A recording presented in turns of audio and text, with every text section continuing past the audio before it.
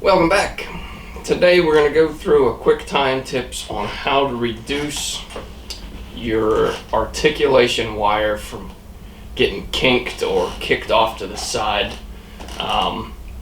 Do a close-up on this one. You'll be able to see it pretty good. This is a white girl that we had out over the last couple of weekends, and it caught just a ton of fish for us. It probably went through, I would say, close to a dozen eats, and then the majority of them coming to the net, one or two of them getting away.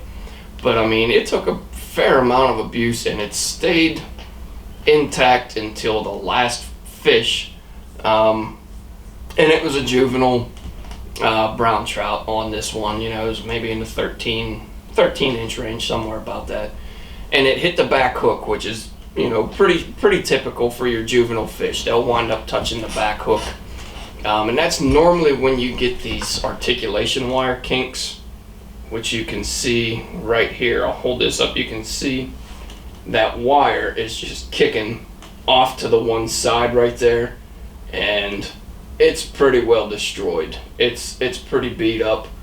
There's really no bringing that back to life. You could take, well, no, there's really no saving that. It's pretty well shot.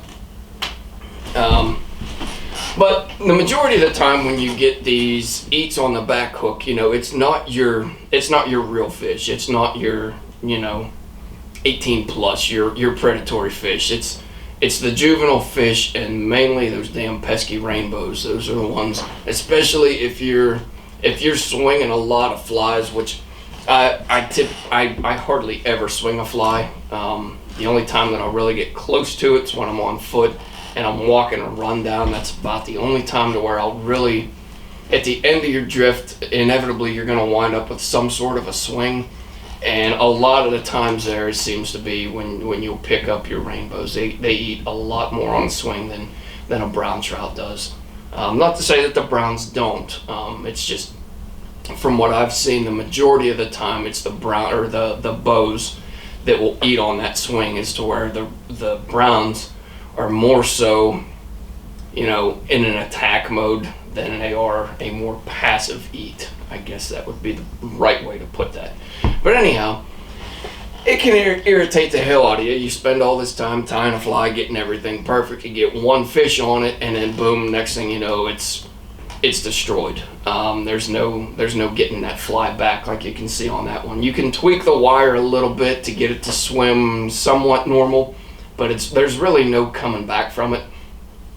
So what I found that helps eliminate that a little bit, I'll go through that here in a second, is just one really simple step that I had never done before, and I kind of looked at it. I was trying to figure out how to reduce this, and there is some success. When you get some of those eats on the back hook, after doing this, it does seem like it does reduce the amount of kinks that you get on that wire. Prolongs the life of your fly, and saves you more time at the bench ultimately. So with that being said, you are never going to eliminate all of them. There's some of them you just get such a heavy eat on that back hook, like I said before, more so on the swing, because that's when that fly is picking up the majority of its speed. The fish is going to come up and hit it on that swing, usually going the opposite direction, and that's when you get that real heavy kink. So to eliminate or to reduce that a little bit, I'm going to show you this quick trick that I have here.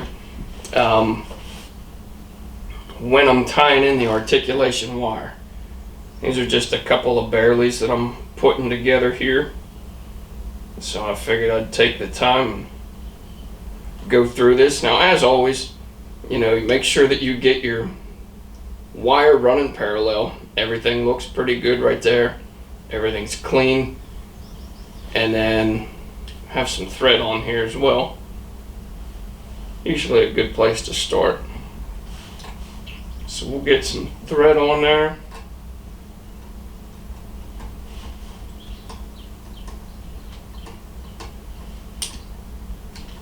Alright, get a quick bait face down, get a couple wraps around my lead wire.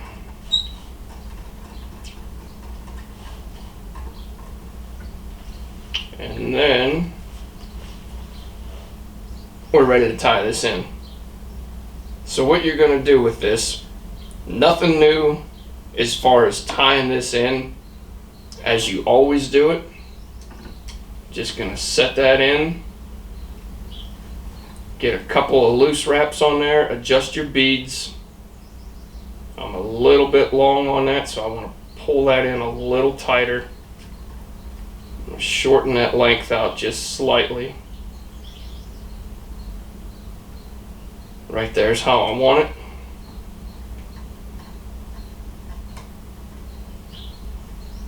Everything looks good. I'm going to go on this back side, make sure that my loop is running parallel or running on the same plane as my hook shank. Get these in. I'm going to double this over. Same as always, still nothing new here. Still nothing new.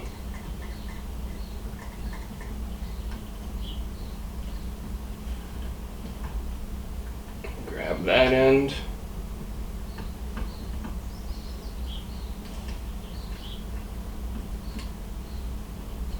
Get that how you want it. There we go. Now we're going to work our way to the back. Make sure that my wire's still how I want it. Get a couple of nice firm wraps in there, not really heavy. My wire's still running the exact same direction that I want it. Now this is the simplest thing you're going to see when I do this. You're going to be like, man, I've watched that whole video, listen to him ramble, and this is all I did. But yeah, it does help a good bit with reducing the damage to the articulation wire. All I do is I come around this one time and I pull this tight right here, and it does two things really. It secures up that section right in the back there, and then you'll notice sometimes when you're tying with this articulation wire, this may want to kick from one side to the other slightly on you, not a ton, just a little bit. This firms that up right there.